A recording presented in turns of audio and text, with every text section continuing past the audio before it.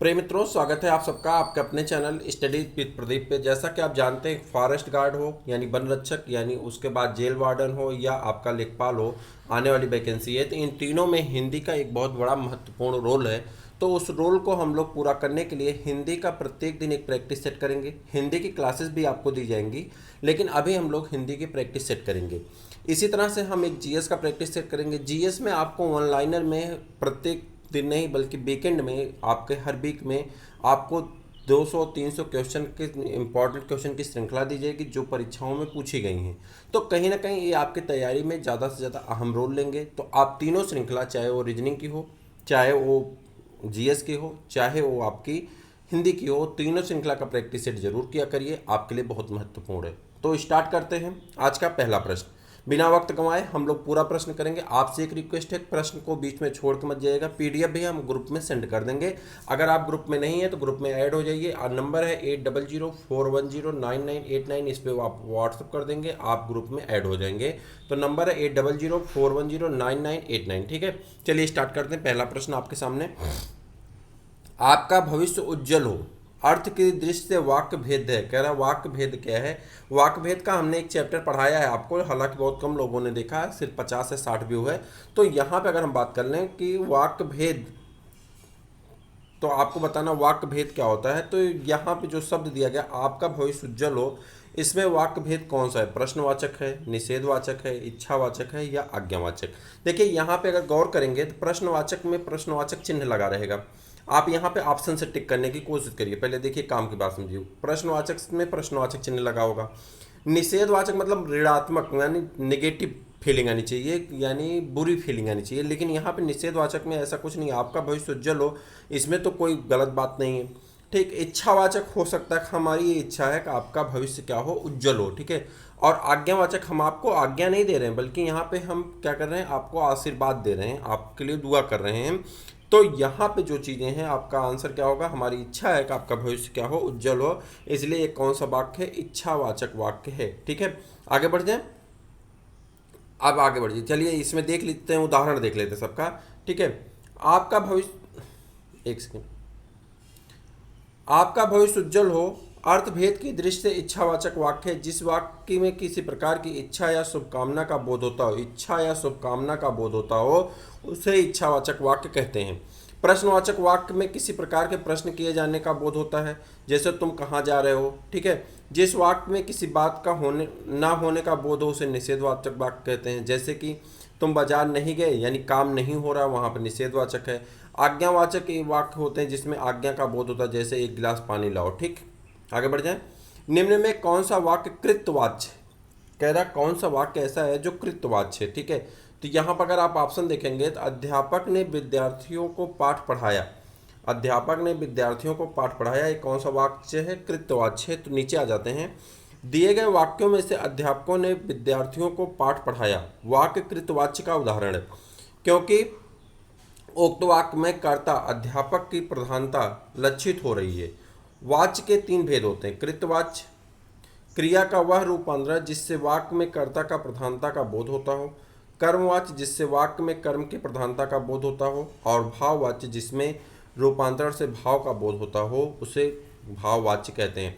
तो इस प्रकार से तीन वाच्य होते हैं। आप याद रखिएगा, एक प्रश्न यहाँ से और मिल गया, वाच्य कितने प्रकार के होते हैं? तो आप कहेंगे तीन वाच्य होते हैं, कृतवाच्य, कर्मवाच्य और भाववाच्य। अब बात करते हैं यहाँ पे कि कुछ लोगों को ये मानना होगा कि इतना कठिन प्रश्न नहीं आएगा। देखिए, ये प्रश्न जो है आपके यूपी ट्रिपल एस सी के ही प्रैक्टिस पेपर का है, शायद जूनियर असिस्टेंट या स्टेनोग्राफर के पेपर का, यूपी ट्रिपल एस सी का ही पेपर है। और इस पेपर में हम वहाँ से ही प्रश्न उठाए हैं।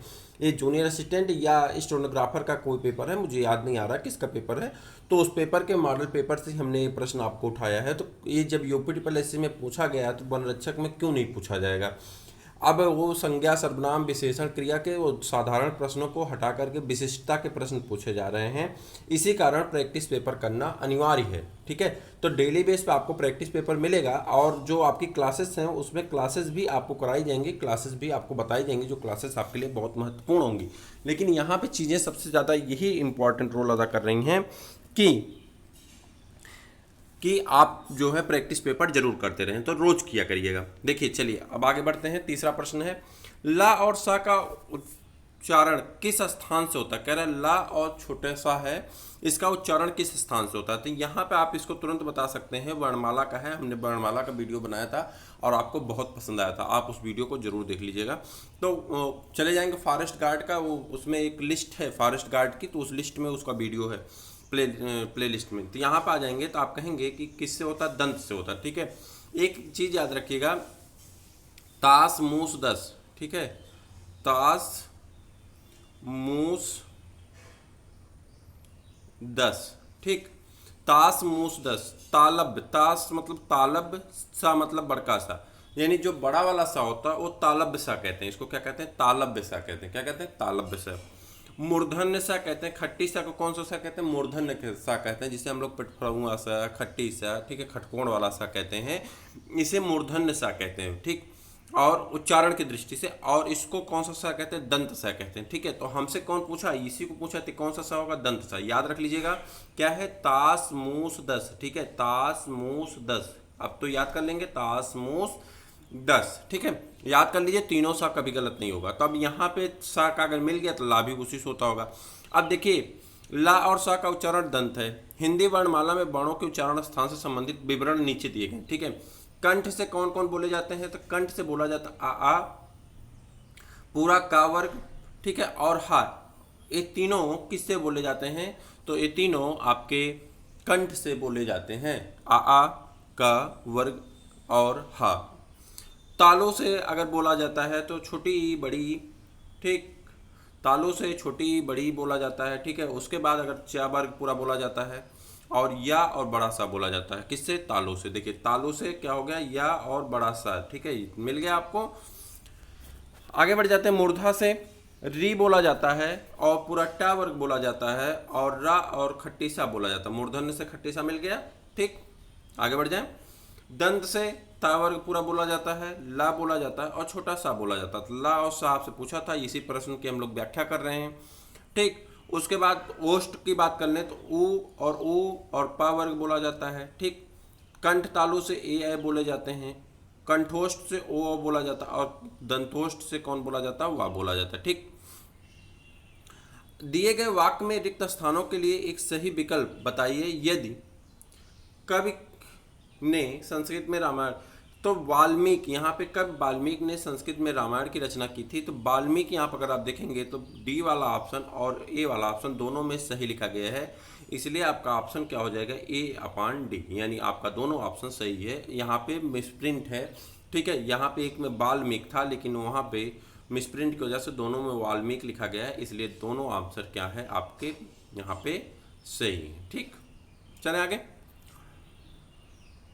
स्वरों का उच्चारण, स्वरों का उच्चारण कह रहे हैं कैसे होता है, स्वरों का उच्चारण बिना किसी की सहायता से होता है। स्वरों का उच्चारण बिना किसी की सहायता से होता है। स्वरों का उच्चारण कैसे होता है, बिना किसी की सहायता से होता है। स्वरों का उच्चारण बिना किसी की सहायता से होता है, ये सभी स्वतंत्र होते हैं। व्यंजन वर्णों का उच्चारण स्वर की सहायता से होता है। प्रत्येक व्यंजन के उच्चारण में आ की ध्वनि छिपी होती है। प्रत्येक व्यंजन वर्ण के उदाहरण में आ की ध्वनि क्या होती है, छिपी होती है। जिस वाक्य का अनुवाद किया जाता है उसे क्या कहते हैं, जिस भाषा का अनुवाद किया जाता है उसे क्या कहते हैं, जिस भाषा का अनुवाद किया जाता है उसे क्या कहते हैं, स्रोत भाषा कहते हैं, उसे क्या कहते हैं, स्रोत भाषा कहते हैं। ठीक है, याद रखिएगा पेपर यूपी TSSC का है, इसलिए मैं आपको बता रहा हूँ, जिस भाषा का अनुवाद किया जाता है उसे स्रोत भाषा कहते हैं, तथा जिस नई भाषा में अनुवाद करना है वह लक्ष्य भाषा है या प्रस्तुत भाषा कहलाती है। कह रहा है जिसका अनुवाद किया जाता है उसे स्रोत भाषा कहते हैं, और जिस भाषा में अनुवाद किया जाता है उसे प्रस्तुत भाषा या लक्ष्य भाषा कहते हैं। यदि निश्चित पैमाने के लिखी या बोली जाने वाली भाषा मानक भाषा कहलाती है। कह रहा किसी निश्चित पैमाने पर लिखी जाने वाली भाषा को हम लोग क्या कहते हैं, मानक भाषा कहते हैं। पैमाना व्याकरण है।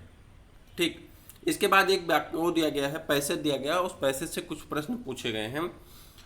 नम्रता ही स्वतंत्रता की माता है। लोग भ्रमवश अहंकार को उसकी माता समझ बैठते हैं। वह उसकी सौतेली माता है जो उसका सत्यानाश करती है, चाहे वह संबंध ठीक हो या ना हो।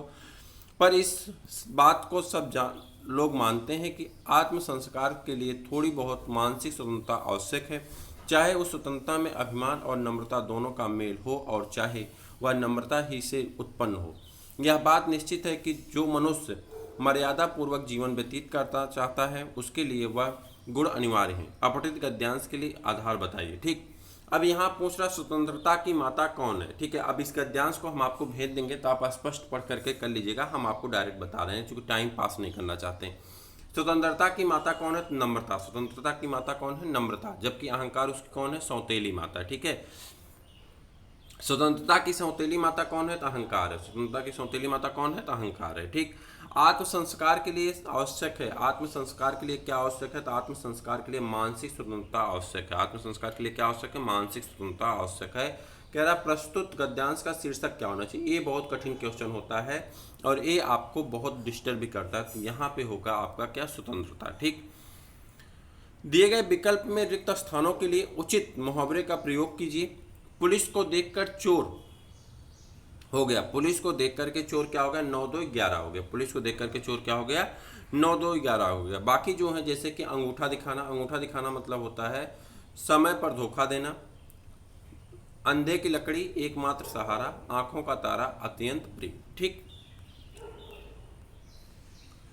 निम्नलिखित शब्दों में कौन सा शब्द सूर्य का पर्यायवाची नहीं है? याद रखिएगा, यहाँ पर नहीं दिया गया, सूर्य का पर्यायवाची नहीं है। दिवाकर, प्रभाकर, सुधाकर, भास्कर, तो सूर्य का पर्यायवाची कौन नहीं? सुधाकर नहीं है। सुधाकर सूर्य का पर्यायवाची नहीं, यह चंद्रमा का पर्याय है। शेष दिवाकर, प्रभाकर, भास्कर सूर्य के पर्यायवाची शब्द हैं। सूर्य के अन्य पर्यायवाची शब्द हैं जैसे कि मार्तंड है, रवि है, मरीचि है, सविता है, हंस है, आदित्य है, भानु है, अंशुमाली है आदि। जबकि चंद्रमा के पर्यायवाची शब्द हैं हिमांशु है, सुधांशु है, राकेश है, शशि है, सारंग है, निशाकर है, निशापति है, मृगांग है, कलानिधि है। ठीक है, आगे बढ़ जाएं। दिए गए विकल्पों में से अमृत का विलोम शब्द है। अमृत का विलोम शब्द क्या होता है? अमृत का विलोम शब्द क्या होता है? तो आप जानते हैं अमृत से जीवन बनता है और विष से जीवन खत्म हो जाता है। तो अमृत का विलोम शब्द विष होता है। सुधा अमृत का पर्याय है। जलज कमल का पर्याय है। भय विलोम साहस होता है। ठीक है, भय का विलोम साहस होता है। तो यहाँ पे अगर हमसे पूछा जा रहा है तो अमृत का विलोम, तो हमारा आंसर क्या होगा? विष होगा। ठीक है, आगे बढ़ जाए। श्री रामचरितमानस की रचना किस कवि ने की? श्री रामचरितमानस की रचना किस कवि ने की? तो आप जानते हैं श्री रामचरितमानस की रचना तुलसीदास ने की थी। श्री रामचरितमानस की रचना तुलसीदास ने की। यह अवधी भाषा में रचित एक प्रबंध काव्य है। गोस्वामी तुलसीदास भक्त काल के राम भक्त शाखा के प्रतिनिधि कवि के रूप में प्रतिष्ठित हैं। तुलसीदास की अन्य 11 प्रमाणिक रचनाएं हैं जैसे कि कवितावली, दोहावली, कृष्ण गीतावली, वैरवै रामायण, रामाज्ञा प्रश्नावली, रामलला नहचो, गीतावली, विनय पत्रिका, वैराग्य संदीपनी, जानकी मंगल, पार्वती मंगल इत्यादि। ठीक है, आगे बढ़ जाएं। माता पिता दोनों प्रसन्न थे। इस वाक्य में माता पिता के मध्य कौन सा विराम चिन्ह लगेगा? कह रहा है माता पिता के मध्य कौन सा विराम चिन्ह लगेगा? योजक चिन्ह लगता है। ठीक है, दो शब्दों के बीच में कौन सा चिन्ह लगता है? समासिक चिन्ह या योजक चिन्ह से कहते हैं। हिंदी को भारत की राजभाषा कब बनाया गया? हिंदी को भारत की राजभाषा 14 सितंबर 1949 को बनाया गया। कब बनाया गया? 14 सितंबर 1949 को। और 14 सितंबर को हम लोग हिंदी दिवस के रूप में भी मनाते हैं। निम्नलिखित शब्दों में कौन सा शब्द समुद्र का पर्यायवाची है? समुद्र का पर्यायवाची है, आपको बताना कौन सा समुद्र का पर्यायवाची है। तो अगर आप यहाँ पर देखेंगे समुद्र का पर्यायवाची कौन है? रत्नाकर है। समुद्र का पर्यायवाची कौन है? रत्नाकर। समुद्र शब्द का पर्यायवाची है रत्नाकर। समुद्र का पर्यायवाची। समुद्र के अन्य पर्यायवाची हैं जल जैसे कि जलधि, पारावार, सिंधु, नीरनिधि, नदीस, पयोधि, अरड़व, पयोनिधि, अब्धि, जलधाम, नीरधि। जबकि नरपत जो है राजा का, मधुकर भ्रमर का और दिनकर सूर्य के पर्यायवाची शब्द हैं। तो यहाँ पे अगर आप पूछेंगे तो यहाँ पर आपका क्या हो जाएगा? रत्नाकर। ठीक है, संध के कितने भेद होते हैं? संध के आप जानते हैं संध के कितने भेद होते हैं? 3 भेद होते हैं, स्वर संध, व्यंजन संध और विसर्ग संध। स्वर संध, व्यंजन संध और विसर्ग संध। प्रतिध्वनि में कौन सा उपसर्ग है? प्रतिध्वनि में कौन सा उपसर्ग है? उपसर्ग बताइए, आप उपसर्ग जानते हैं। प्रतिध्वनि में कौन सा उपसर्ग है? प्रत। ठीक, प्रतिध्वनि शब्द में प्रत उपसर्ग का प्रयोग हुआ है। यह एक संस्कृत उपसर्ग है। इसके निर्मित कुछ अन्य उपसर्ग हैं जैसे कि प्रतिक्षण, प्रतिनिधि, प्रतिकार, प्रत्येक, प्रतिदिन। ठीक, प्रतिकूल, प्रतिवादी, प्रत्यक्ष, प्रत्युत्कार इत्यादि। प्रा भी संस्कृत उपसर्ग है जिससे निर्मित शब्द हैं। प्रा से प्रकाश, प्रख्यात, प्रचार, प्रबल, प्रयोग, प्रगत, प्रसार आदि। ठीक, कारज किस शब्द का पर्याय शब्द है? कारज किस प्रकार का शब्द है? कारज किस प्रकार का शब्द है? तत्सम है, तद्भव है, अर्थ तत्सम है, देशज है। तो आप कहेंगे अर्थ तत्सम शब्द है। क्या है? अर्ध तत्सम शब्द है। कारज एक अर्ध तत्सम शब्द है। अर्ध तत्सम वे शब्द होते हैं जो आधुनिक भाषा काल में सीधे संस्कृत से लिए गए हैं और सामान्य भाषा में प्रयुक्त होने के कारण उनमें थोड़ा सा परिवर्तन हुआ। अर्ध तत्सम शब्दों में कुछ उदाहरण इस प्रकार हैं, जैसे दई, रात, मच्छर, अग्नि, बक्ष, गैया इत्यादि कैसे शब्द हैं? अर्ध तत्सम शब्द हैं। तो याद रखिएगा, प्रश्न पूछा गया है तो पूछा जाएगा भी। लड़का कौन सी संज्ञा है? लड़का कौन सी संज्ञा आपको बताना है। लड़का कौन सी संज्ञा है तो आपको इसका आंसर बताना है। इसका आंसर आप करके हमको बताएंगे, ठीक है। ये आंसर आप हमको बताएंगे कि लड़का कौन सी संज्ञा है। कमेंट करके बताइए कि लड़का कौन सी संज्ञा है। ये प्रश्न आपके लिए है, लड़का कौन सी संज्ञा है, ठीक। प्रयोग के आधार पर शब्द कितने प्रकार के होते हैं? प्रयोग के आधार पर शब्द कितने प्रकार के होते हैं? प्रयोग के आधार पर शब्द कितने प्रकार के होते हैं? प्रयोग के आधार पर शब्द 2 प्रकार के होते हैं। कौन कौन से? तो प्रयोग के आधार पर शब्द 2 प्रकार के होते हैं। विकारी शब्द होते हैं और अविकारी शब्द होते हैं। जिन शब्दों के रूपों में लिंग, वचन और कारक के कारण परिवर्तन होता रहता है वे विकारी शब्द हैं। संज्ञा, सर्वनाम, विशेषण और क्रिया विकारी शब्द के रूप में जाने जाते हैं। संज्ञा, सर्वनाम, विशेषण और क्रिया विकारी शब्द के रूप में जाने जाते हैं, जबकि अविकारी शब्द के रूप में लिंग, वचन, कारक में क्रम के अनुसार परिवर्तन नहीं होता है। इसके अंतर्गत क्रिया विशेषण, संबंध अव्यय, समुच्चय बोधक अव्यय और विस्मयाद बोधक अव्यय आते हैं। अधिसूचना प्रकाशित होती है। अधिसूचना प्रकाशित होती है सरकारी गजट से। अधिसूचना प्रकाशित होती किससे? सरकारी गजट से। अधिसूचना सरकारी गजट में प्रकाशित होती है। अंग्रेजी भाषा में इसे नोटिफिकेशन कहते हैं। सरकारी स्तर पर अधिसूचना का प्रयोग भारतीय गजटों में प्रकाशित सरकारी नियमों, आदेश, अधिकार और नियुक्तियों की सूचना के प्रसंग में होता है। निम्नलिखित विकल्पों में से कौन सा शब्द सरल शब्द का विलोम शब्द नहीं? कह रहा सरल शब्द का विलोम नहीं है, उसे आपको बताना है कौन सा ऐसा है जो सरल का विलोम नहीं। तो निरर्थक जो है सरल का विलोम नहीं। सरल का विलोम कुटिल, कठिन और वक्र है, ठीक। रचना के आधार पर वाक्य कितने प्रकार के होते हैं? तो रचना के आधार पर वाक्य 3 प्रकार के होते हैं। सरल वाक्य, मिश्र वाक्य और संयुक्त वाक्य। रचना के आधार पर वाक्य कितने प्रकार के होते हैं? 3 प्रकार के होते हैं। सरल वाक्य, मिश्र वाक्य और संयुक्त वाक्य, ठीक है। चलिए आगे। संक्षेपण मूल पाठ में कितने कम शब्दों में लिखना चाहिए? संक्षेपण मूल पाठ में कितने कम शब्दों में लिखना चाहिए? संक्षेपण मूल पाठ में कितने कम शब्दों में लिखना चाहिए, इसे आपको बताना है। तो आप कहेंगे 1/3 में। कितने में? 1/3 में लिखना चाहिए। जो शब्द पूर्वापर संबंध से किसी भी संज्ञा में बदल जाता है, जो शब्द पूर्वापर संबंध में किसी भी संज्ञा में बदल जाता है उसको क्या कहते हैं? तो उसको क्या कहते हैं? उसे सर्वनाम कहते हैं। उसे क्या कहते हैं? सर्वनाम कहते हैं, ठीक है।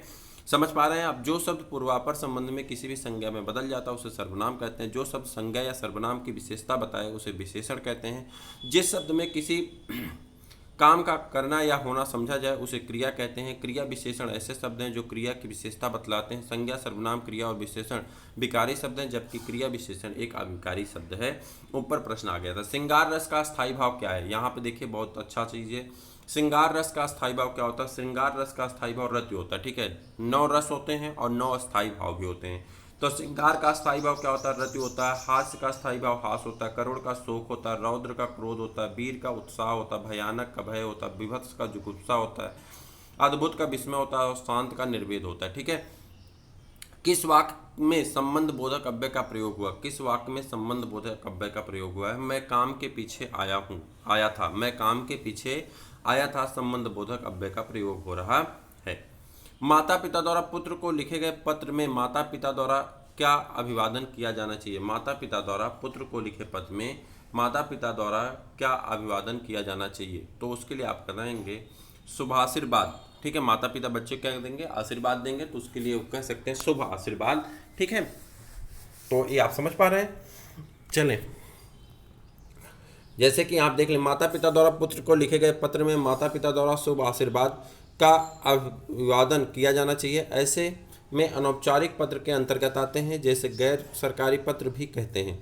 अनौपचारिक पत्रों के अनेक रूप प्रचलित हैं जिसमें लोग अपने दैनिक जीवन में व्यवहार में लाते हैं, यथा संबंधियों को पत्र, बधाई पत्र, शोक पत्र, परिचय पत्र, निमंत्रण पत्र, विविध पत्र हैं। तो इसका हम लोग पत्र वाला प्रश्न पूरा करेंगे, कैसे पत्र लिखा जाता है, कैसे पत्र, उसका प्रश्न हम लोग पूरा करेंगे, घबराइए मत, पूरा पढ़ेंगे उसको। शब्द वाक्य बताइए। शब्द वाक्य अगर अब आपको बताना है तो माफ करिएगा, शुद्ध वाक्य बताइए। शुद्ध वाक्य बताइए। तो शुद्ध वाक्य में अगर आप बताना होगा तो आप कहेंगे अरब के 10 यात्री भारत आए, यही आपका शुद्ध है। 10 अरब यात्री भारत आए, ये गलत है। 10 अरब यात्री भारत आ चुके हैं, गलत है। अरब के 10 यात्री भारत आए, यही आपका सही है। निम्नलिखित शब्दों में से कौन सा शब्द पुल्लिंग है? कह रहा है पुल्लिंग कौन है? पुल्लिंग जानते हैं जो पुरुष वर्ग को इंडिकेट करता है, और स्त्रीलिंग जो स्त्री को इंडिकेट करता है, तो उसे हम स्त्रीलिंग कहते हैं। तो पुल्लिंग आपसे पूछा जा रहा है, पुल्लिंग कौन है? तो यहाँ पर अगर आप देखेंगे संकल्प पुल्लिंग है। दिए गए विकल्पों में संकल्प शब्द पुल्लिंग है। शेष, घटना, लज्जा, प्रार्थना स्त्रीलिंग शब्द हैं। लज्जा अकारांत भाववाचक संज्ञा है, जिससे संज्ञाओं में स्वतः स्त्रीलिंग होती हैं। रचना के आधार पर वाक्य कितने प्रकार के होते हैं? रचना के आधार पर वाक्य कितने प्रकार के होते हैं? तो आपको बताना है रचना के आधार पर वाक्य कितने प्रकार के होते हैं। ठीक है, तो यहाँ पे भी आपको एक क्वेश्चन का आंसर करना है। तो 2 क्वेश्चन का आंसर आपको करना है, एक ऊपर है, एक नीचे है। अगर लास्ट तक देखते रहेंगे आप तो हम दोनों प्रश्न का आंसर बता देंगे, वरना आपको आंसर करके कमेंट में बताना है। ठीक है, निम्नलिखित शब्दों में से कौन सा शब्द पुल्लिंग है? कह रहा है निम्नलिखित में से कौन सा शब्द पुल्लिंग है, तो फिर रिपीट हो गया ये, तो उसे क्या कहते हैं? संकल्प कहते हैं। ठीक है, रचना के आधार पर वाक्य कितने प्रकार के होते हैं, तो आप वो बताना है रचना के आधार पर वाक्य कितने प्रकार के होते हैं। तो आपके कितने होते हैं? 3 प्रकार के होते हैं। ठीक, रूप के अनुसार क्रिया विशेषण कितने प्रकार के होते हैं? रूप के अनुसार क्रिया विशेषण कितने प्रकार के होते हैं? 3 प्रकार के होते हैं। रूप के अनुसार क्रिया विशेषण कितने प्रकार के होते हैं? 3 प्रकार के होते हैं। मूल क्रिया विशेषण, यौगिक क्रिया विशेषण, और उसके बाद अगर बढ़ जाए अस्थानीय क्रिया विशेषण। मूल क्रिया विशेषण, यौगिक क्रिया विशेषण और अस्थानीय क्रिया विशेषण। ऐसे क्रिया विशेषण है जो किसी दूसरे शब्दों को मेल नहीं बनते हैं, जैसे ठीक, दूर, अचानक, फिर आदि। ठीक, यौगिक क्रिया विशेषण जैसे कि देखते हुए, वहाँ पर, यहाँ। ठीक, जिनका निर्माण किसी दूसरे शब्द, प्रत्यय या पद जोड़ने से होता है। और तीसरा स्थानीय क्रिया विशेषण, ऐसे क्रिया विशेषण को कहते हैं जो बिना रूपांतरण के विशेष स्थानों पर प्रयोग होते हैं। अर्थ के अनुसार क्रिया विशेषण कितने प्रकार के होते हैं? तो अर्थ के अनुसार क्रिया विशेषण 4 प्रकार के होते हैं। अर्थ के अनुसार क्रिया विशेषण कितने प्रकार के होते हैं? तो 4 प्रकार के होते हैं। स्थानवाचक क्रिया विशेषण, कालवाचक क्रिया विशेषण, ठीक है, और उसके बाद आपका परिमाणवाचक क्रिया विशेषण और रीतिवाचक क्रिया विशेषण। कितने प्रकार के होते हैं? 4 प्रकार के होते हैं। बारे में एक एक कर देख लेते हैं। स्थानवाचक क्रिया विशेषण, ये ऐसे क्रिया विशेषण हैं जिनसे स्थान और दिशा की सूचना प्राप्त होती है। इसी आधार पर ये 2 प्रकार के होते हैं।